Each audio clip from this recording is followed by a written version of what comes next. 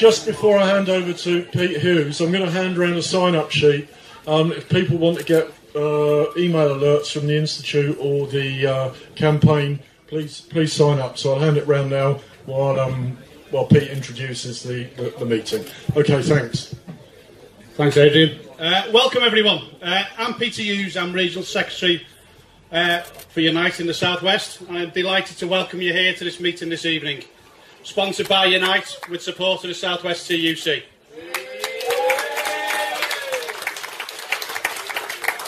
Last year's general election was a victory for Hope, even though our opponents still cling on to power courtesy of the Orange Lodge. Yeah, we've got to be very careful.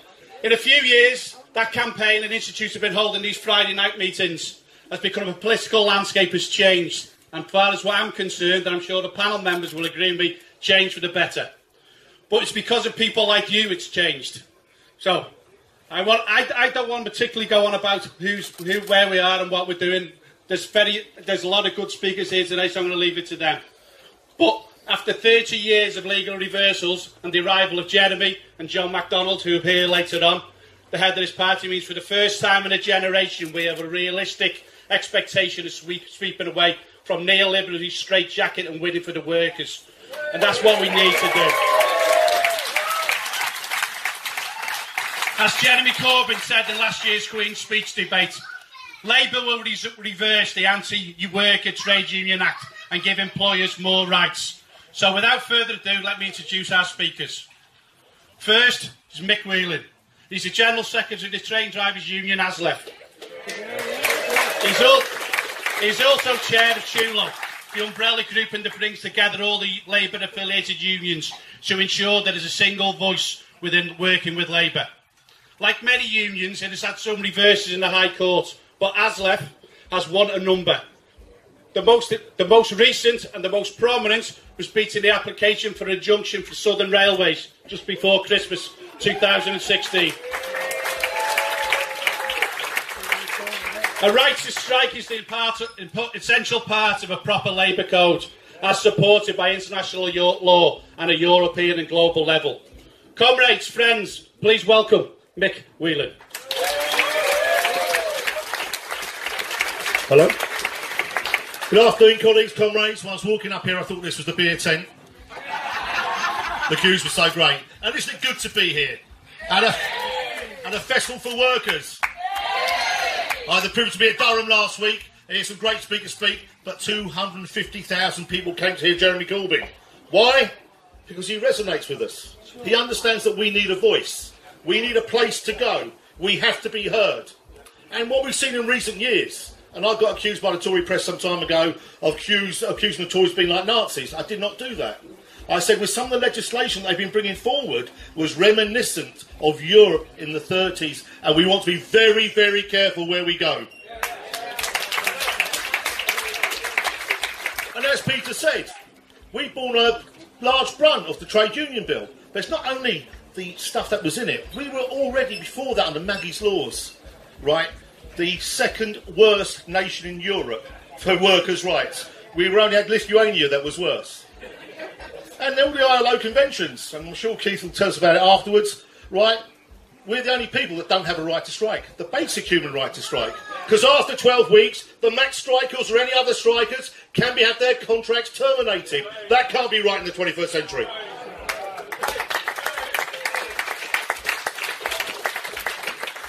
But of course the trade union bill is far more insidious than that. Because in the past, you should be protected from people like me. If the members felt I wasn't carrying out the policy, or the executive committees weren't doing the will of the members, or we weren't looking after your finances, or doing what we should be doing on your behalf, you went to the certification officer. They were the people that checked that we were carrying out our rule book and did what was right by you. Now, anybody can go to the certification officer. Now, if you can imagine, and we had a few problems in Northern and GTR recently, that anybody who can't get a train to work or can't get home can then go and blame the trade union, go to the certification officer, they can bang on our front door on a Monday morning, turn up, demand to put any people they want in and see any file they want. Mind you, we've got nothing to hide. Trade unions are the cleanest people in the world and the cleanest money in the world, and we know that.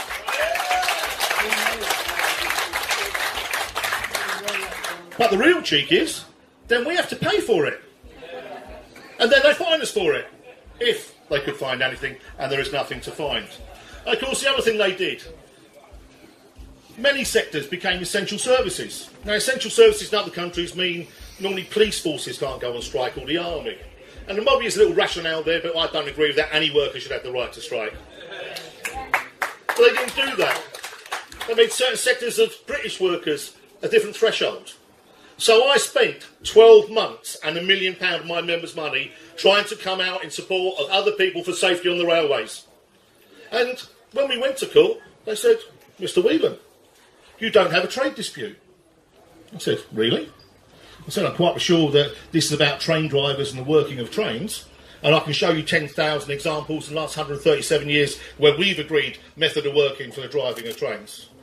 And they, oh, Mr. Whelan, you haven't got a trade dispute.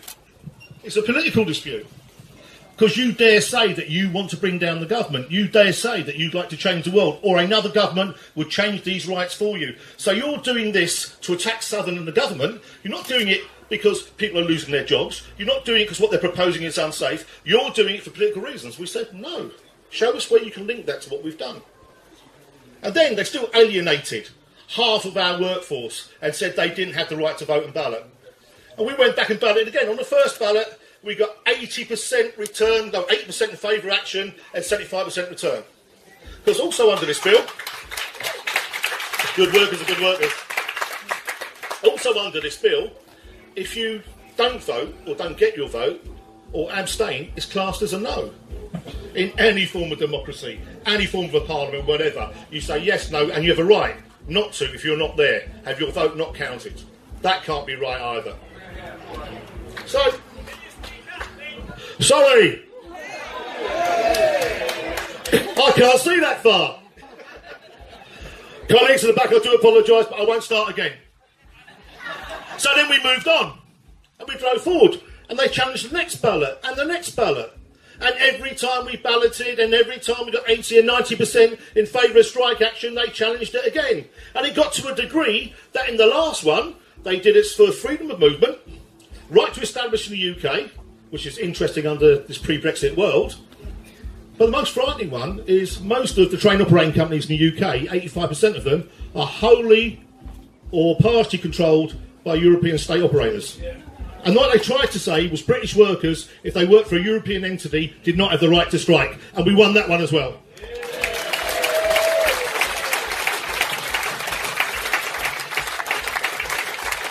So once you've jumped through the 10,000 hoops and had the year in the High Court, then at other times they want to strangle your voice. So if you want to campaign against what they're doing, they brought in the Transparency and Lobbying Bill. Of course, there was this bloke with a bow tie called Hamilton. He's now a UKIP MP or MEP in Wales. And he was taking brown envelopes for asking questions in the House of Commons. And they said they would deal with it. So they did.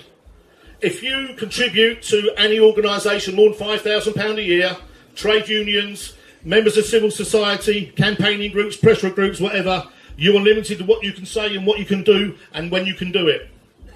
If you're part of Theresa May's government, you can go to Chequers or Dorneywood or somewhere else, have £50,000 a plate dinner, and sit next to Virgin Care, or sit next to BAE Systems, or sit next to somebody. But of course, they don't talk business.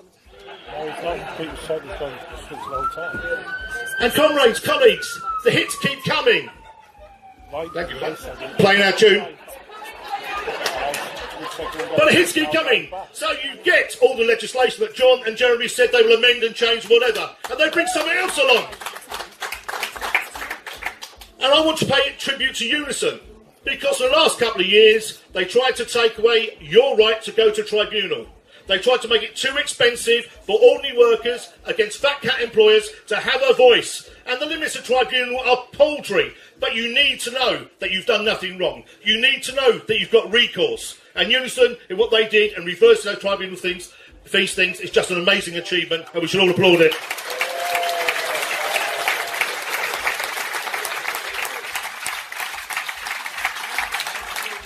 Well, what's the next little thing coming our way?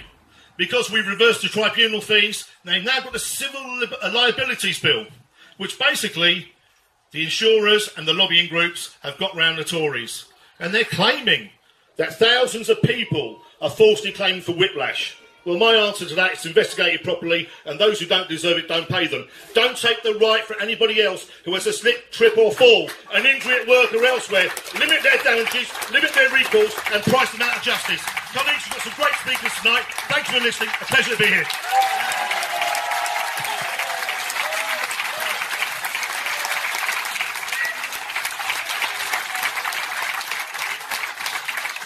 Thanks very much, Mick. Right, I'll move on to our next speaker. It's been a feature of modern working life that employees seek to shift the rights of the workers back to the workers. They don't want to take responsibility. You look at Deliveroo, Uber Eats. These workers are unemployed. They're self-employed contractors. Yeah, well, I've got to be political right. My son's down there. At TGI Fridays, the employee was taking tips from the waiting staff to make the minimum wage for the kitchen staff. How deployable is that? Are you not? This has gone off, by the way. Oh, hello. It's back on. I don't know. My kids didn't like TGI Fridays anymore. Don't take them. Oh. At the Burger King McDonald's, the Bakers Union have run a great campaign, mobilising mainly young workers to take strike action for the first time in UK history. As a community organiser for the Bakers Union, my job is now to go out and organise workers. And I can't tell you how many McDonald's stores I am now banned from in London.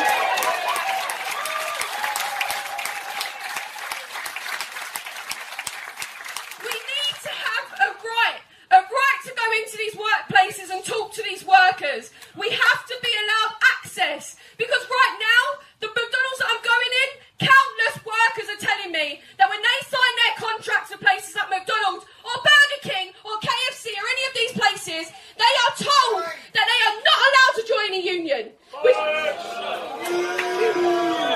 when I go in that store and the first thing that happens is the manager escorts me out, what does that tell the workers? That tells them that that is right when it is wrong. So if we're going to fight it, we need to have access to these places.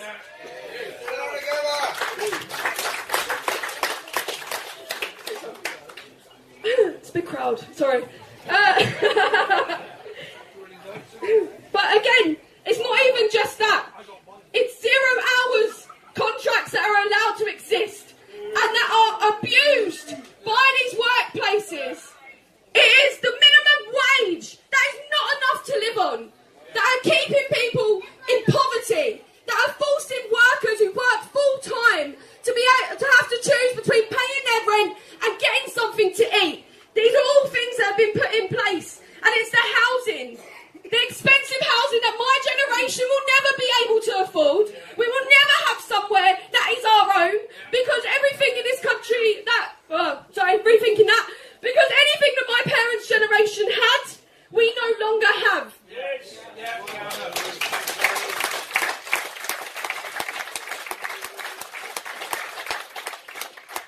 And places like McDonald's exploit these laws. They use our government, which they pay no taxes into. They use our government to subsidise the wages of the workers that they refuse to pay a living wage. So it is the taxpayer who is paying for these workers. And that makes it even harder when things are coming in like, oh God, I can't even remember the name of it right now. Who wants to remind me of the benefits thing that's coming in? Universal credit. Forgetting stuff, like I said, pick up. But it makes it even harder when things like universal credit are coming in and directly attacking these workers. Because they're already having to rely on help from the government. And now that these things are coming in place, that's putting them in even a worse position. And this is the legacy of Thatcher.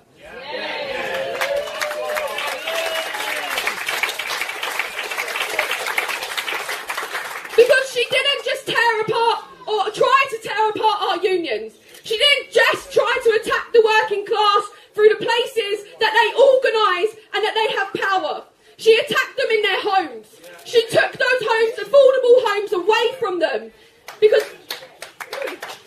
Because she knew that if you have more to lose, you are more scared to stand up.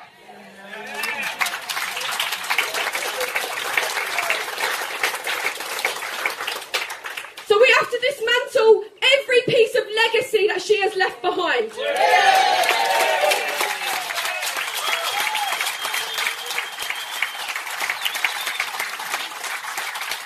She left a legacy of oppression of the working class and poverty for all of us. She's forced us into that position, and the Tories have carried on her work. And it's important. It's important to have a sympathetic government under Labour. It's important to fight for Jeremy Corbyn and John McDonnell.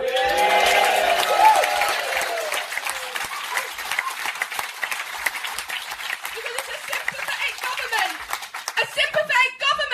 that will work for us and not for the fat cats. But let's also be clear that workers in these places cannot wait for a Labour government. They are not able to. We don't know how long we'll be waiting. We don't know how long they'll be left in these positions. Jeremy Corbyn himself said when he came to the Bakers Union conference, he said to us, "Do not wait for me, go out and start fighting."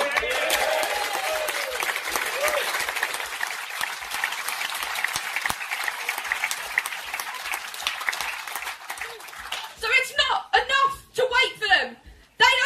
The workers can't wait for them, so we can't.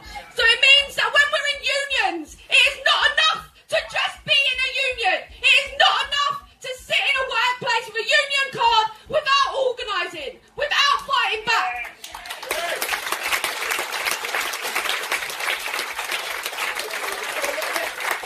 I'm trying to be shouty so that people outside can hear. I don't know if you can hear me. Yeah.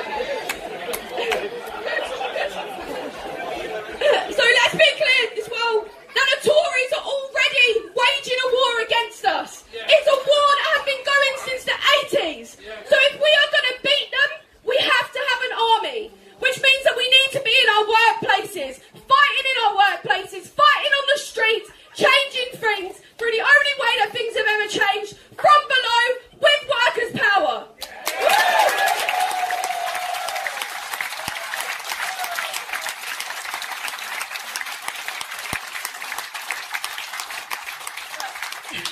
So I'll finish it on this point as well, because when we do get a Labour government, and we are going to get a Labour government, our fight doesn't stop. It doesn't stop there. We need to protect them from the journalists, from the big businesses, from anyone who would hope to dismantle what we are hoping to build. We have to be there to fight.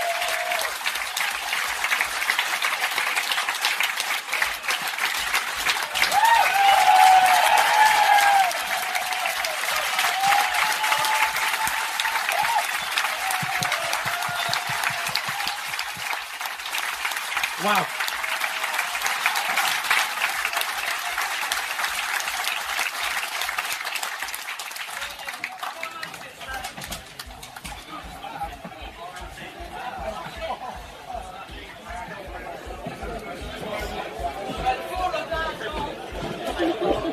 Right, colleagues. How inspiring was that?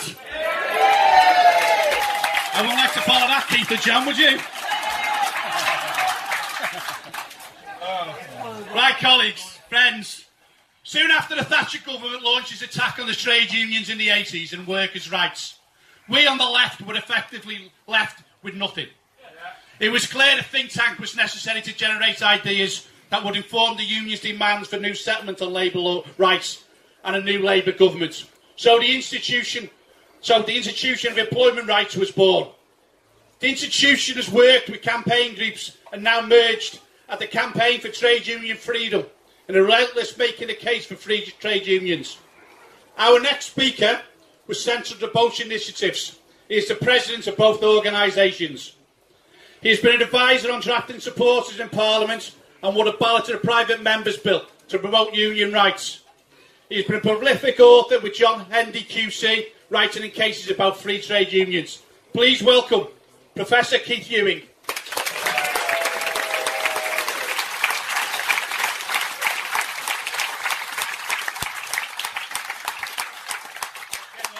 can you hear me? How far back can you hear me? Louder, okay. Okay, so we'll get louder as we go on, but it's really unfair because how can I follow these brilliant presentations that we just had? Right here. Right, okay. Like that? Okay. Okay. We're not accustomed to...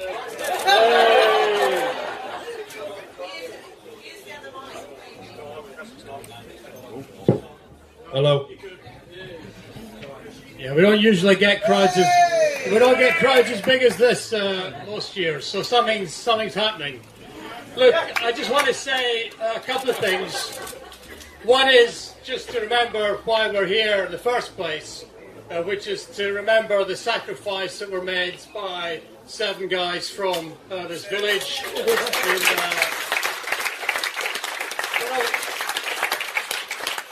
To remember that since then, of course, there have been many other martyrs for the trade union cause, and right through the decades we can count many thousands of people who have sacrificed their lives, their careers, their jobs, their families in the interests of fellow workers. The other reason we're here, however, is to look forward. We've heard about the problems that we now experience. We have John McDonnell here with us to inspire us for a new Labour government. To that end, I'd just like to draw your attention to the fact that in the newspaper today there is a report that many people may have missed, which tells us that the Labour Party, under Jeremy and John, are preparing already for the next government because it is likely that the current government will not see out the next 5 years.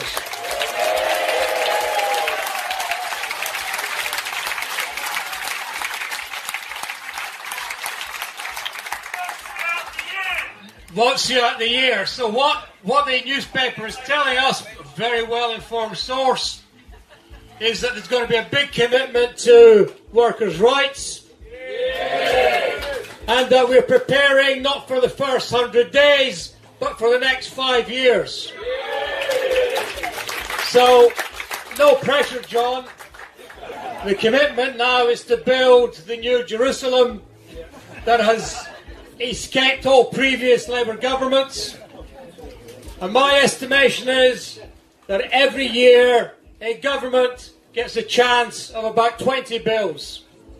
So over the course of 5 years, we'll be sitting down preparing about 100 bills for the next Labour government. There are 31 million workers in this country and no one to represent them in government apart from the Department of Business. Even under the last Labour government, workers' interests were represented by the Department for Business headed by Peter Mandelson.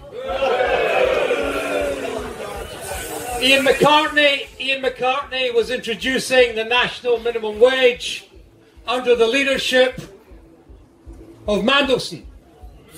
Under the leadership of Mandelson, we got a national minimum wage, but it was set at a rate of £3.50 an hour. That is a difference which a dedicated minister to the interests of workers can make. We've had it in the past. We had a Minister of Labour under previous Labour governments. Ernie Bevan, once of the TNG, as Minister of Labour, rolled out sectoral collective bargaining so that by the time he left office, 4 out of every 5 workers in this country was protected by a collective agreement.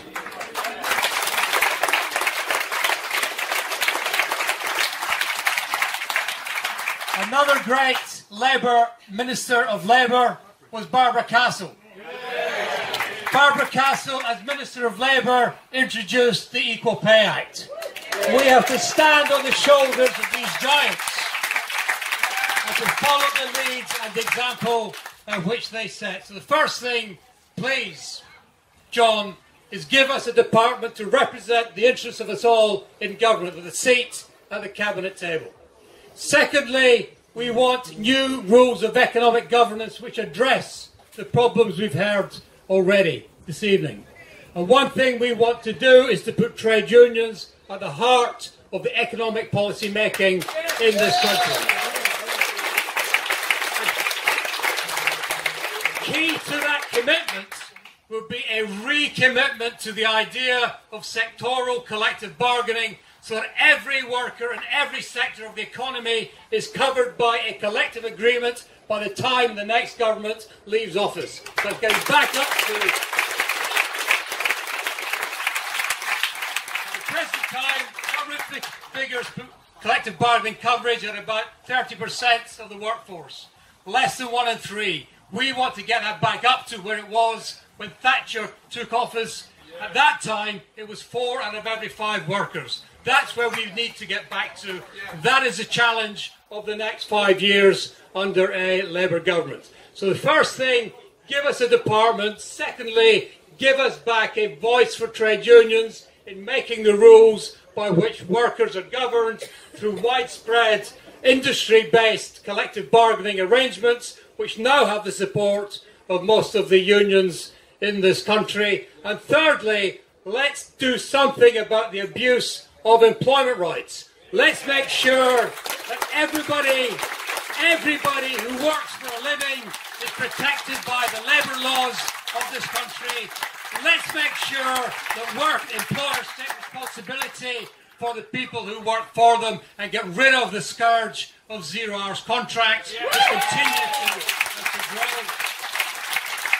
And let's do something about the enforcement of labour standards. It is the responsibility of the state to ensure that workers' rights are properly protected.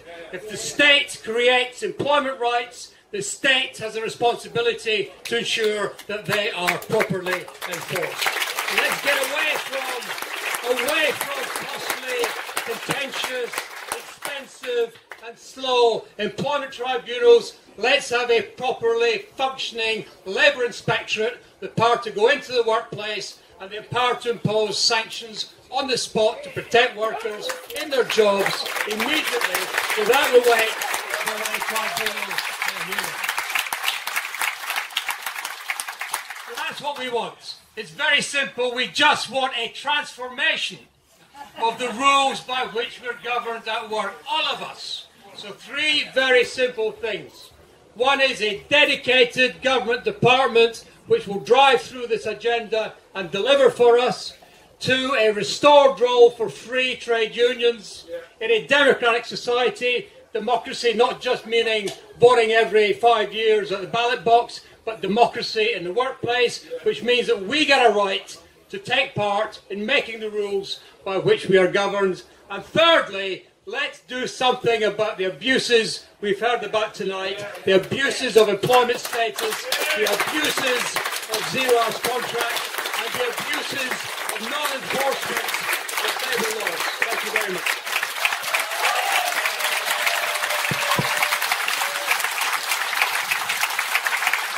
Thanks very much, Keith. Friends, comrades, please welcome our friend, John MacDonald.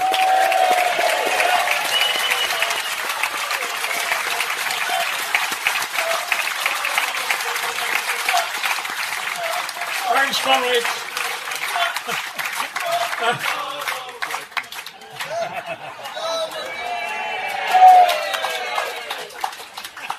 Bloody Peter Mandelson gets everywhere, doesn't he?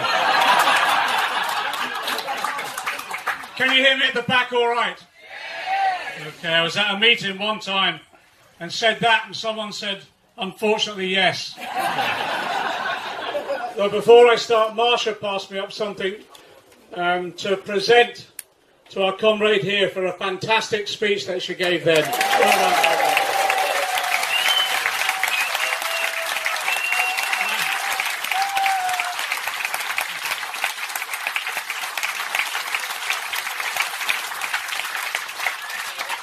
We need to, I think we need to, what is it? It's a McDonald's voucher.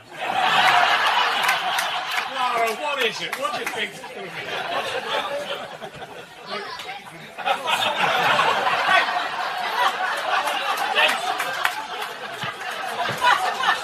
That's all right. That's all right. Look, sometimes we need to pay tribute to people, and sometimes in our movement we don't do it enough.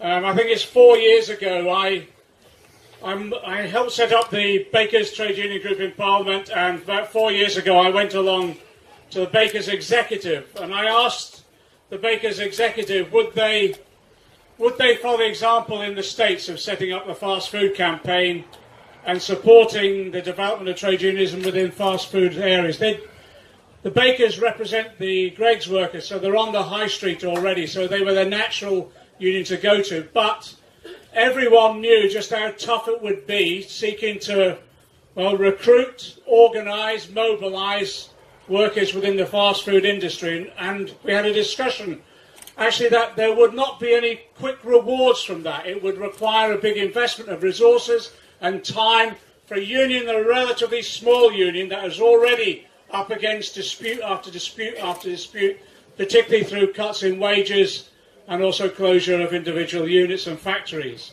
And you know, when I went along there was a discussion, and these are just working people. They've come off often the night shift the night before, they've come to the executive meeting. Unanimously, they endorsed that they would take up the fast food campaign. Unanimously. But you know, even before we had membership in McDonald's, we were outside McDonald's picketing and demonstrating. And we had young people going in, standing on tables to do a speech about what trade union was all about, and then within minutes being thrown out. But time and time again, they came back and went back. And you know, that takes guts and commitment. And I just want to pay tribute to them all.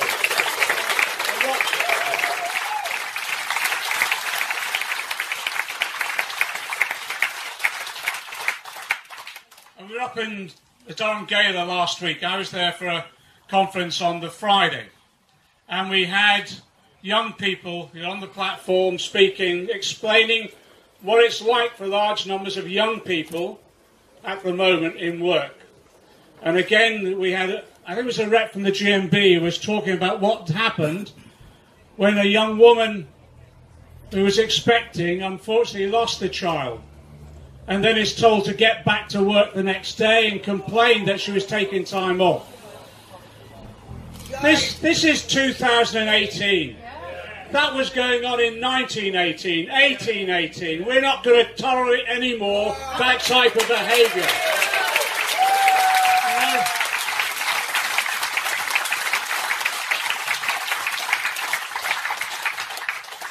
There's always this reference to me about when I sponsored the Trade Union Freedom Bill in Parliament. We tried it twice. And people say, thanks for what you did. You don't need thanks for this. This is a matter of responsibility. It's a matter of duty if you're a Labour MP. So let's make it absolutely clear what we're doing at the moment. As Keith has said, we're preparing for government. We're taking the manifesto of the last election, taking every policy,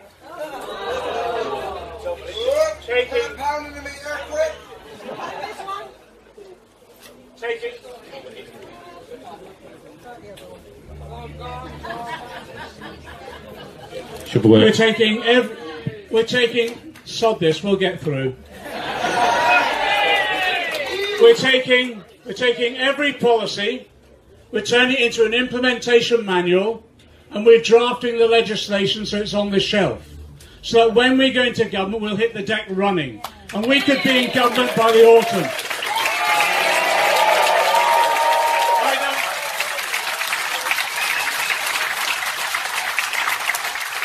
I don't underestimate how difficult that will be. And as Gramsci said, it's pessimism of the intellect, optimism of the will. So these Tories may cling on in office, but they're certainly not in power. And it's our job to bring them down at the first opportunity in Parliament.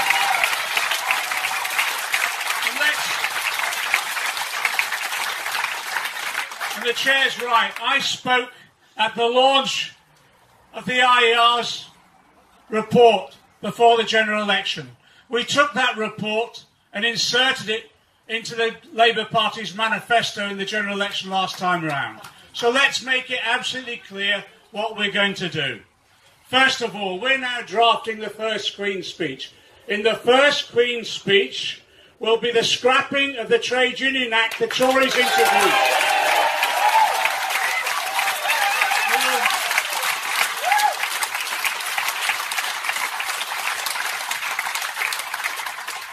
We're not asking for the earth.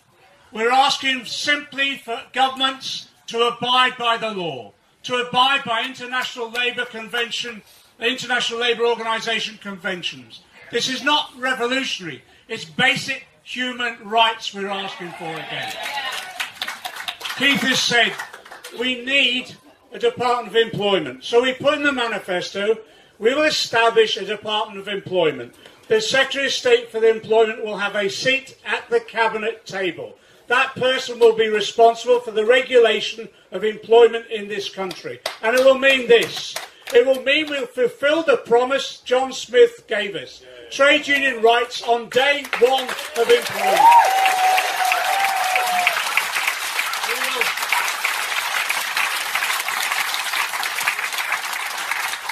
And Keith is right. When I started working, even less than 20 years ago, 80% of workers were covered by collective agreements. Now it's almost 20%. That Department of Employment will be responsible for establishing sectoral collective bargaining right the way across our economy, so that workers will have a right to a fair wage. We've also said we'll be absolutely clear about this. We will restore the protections that people need at work. We will restore basic trade union rights. But you know, we need something fast as well, because we've got 4 million children out there living in poverty. 2/3 of them are in families where someone's at work. What does that say? That says wages are so low. That's why we'll introduce in the first Queen's speech a real living wage, £10 an hour. We'll bring it in.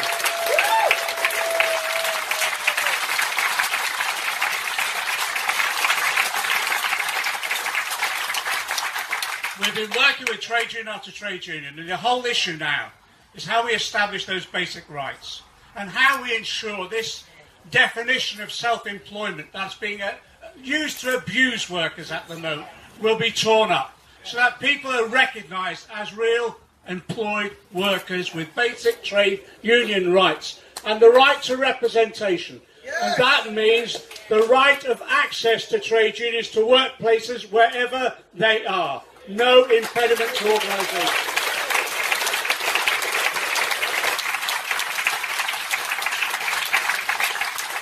But we've got some historical aspects to clear up as well. Yes. That's why we will have an inquiry into Orgreave, Shrewsbury,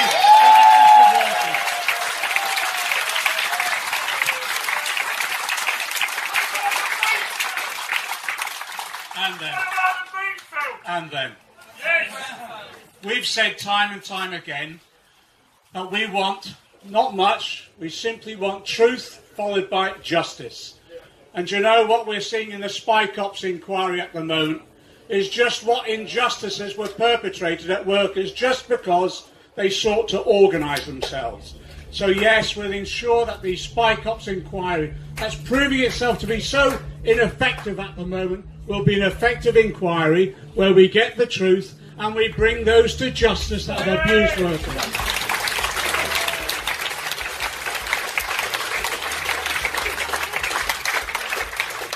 But we need more than trade union rights, to be honest. We need more than that. In the 80s, at Tolpuddle, Tony Benn, in the early 80s, gave us what our ambition should be. It was an irreversible shift in wealth and power in favour of working people. We believe that can only be achieved as well if there's an irreversible shift in wealth and power and ownership in favour of working people.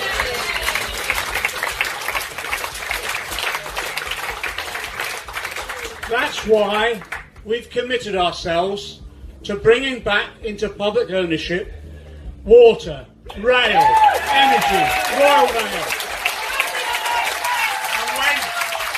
Consumers, and yes, local representatives will be the people who manage those utilities, who manage that industry. Because who better to ask how well to manage say the rail, or energy, or water, than the workers themselves who provide the service. They're the real experts in this. And some of the worst wage cuts, some of the worst attacks on trade unionism has been as a result of privatisation. So let's be absolutely clear. In the NHS, we will end all privatisation.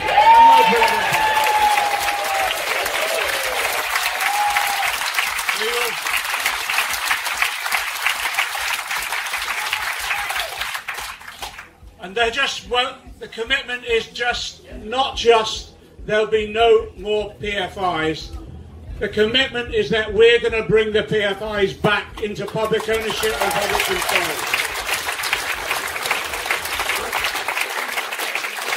We're working now on the plans for the democratic management of large sections of our economy. And we've discussed in detail, we launched a report 2 weeks ago with the Co-op Party, the doubling of the cooperative sector within our economy. We've looked at alternative models of ownership, so that when a company is sold on, the workers have the first right to buy that company and take it over. We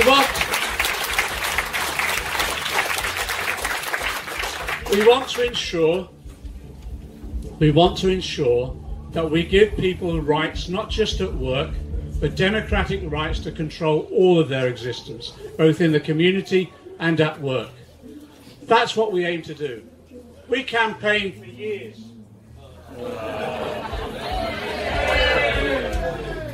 There's another sector of industry here for public ownership.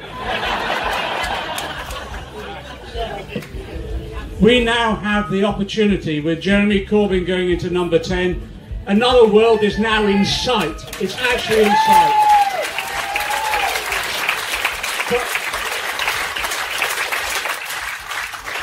But we need to be absolutely clear. This is not about an electoral campaign to get a group of MPs into ministerial office and that's it. That will never work. That will never work. We're a movement. When we go into government again, we all go into government again.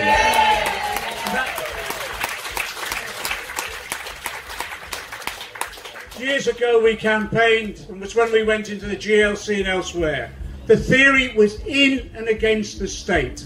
The state is a set of institutions that, yes, you secure election to, but also the state is a relationship. And it's a relationship of dominance in the hands of capital. What we're doing is in and against the state. It's what Jeremy said. We're taking power to give power away. And on that basis, we democratise all of our society. I'm not willing to tolerate living anymore in a society where tonight there'll be 5,000 people homeless sleeping on our streets. I'm not willing to tolerate. There's over a million out there who'll be dependent on food banks this week. There's 1 million on housing waiting lists. We're the 6th richest country in the world. We should be able to pay for our public services, lift people out of poverty, make sure people have a decent wage. And the way that we'll do it, with the election of a Labour government, we'll have a fair taxation system. The income tax, the 5% will pay more. We'll roll back the corporation tax cuts that have taken place. We'll introduce what we've campaigned for years, a Tobin tax on the City of London, on shareholders.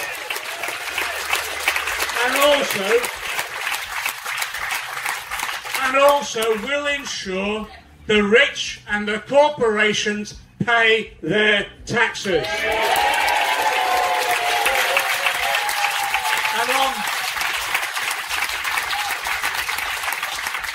And on that basis, yes, we will transform our society. I keep repeating, it's a society that we want is one that's radically fairer, radically more democratic, radically more equal. Yes, based upon a prosperous economy that's economically and environmentally sustainable. But this is the difference between us and them. It's where that prosperity will be shared by everyone.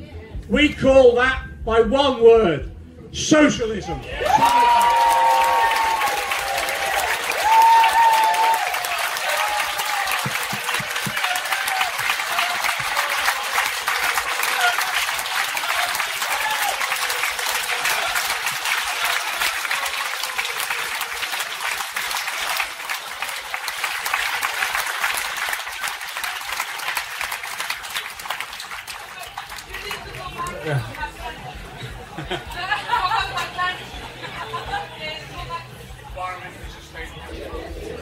Colleagues, thanks to all our speakers, to Sham, to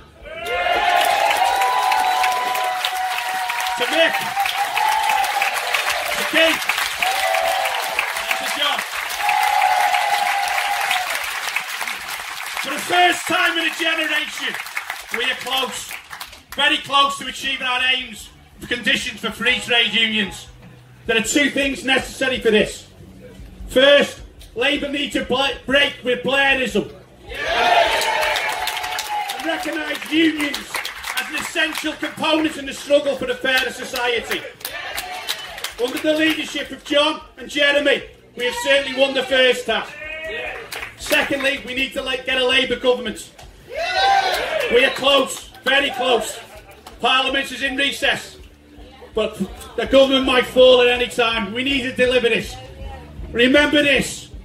If we don't fight, we will surely lose. But if we fight, we might beat the bastards. Once again,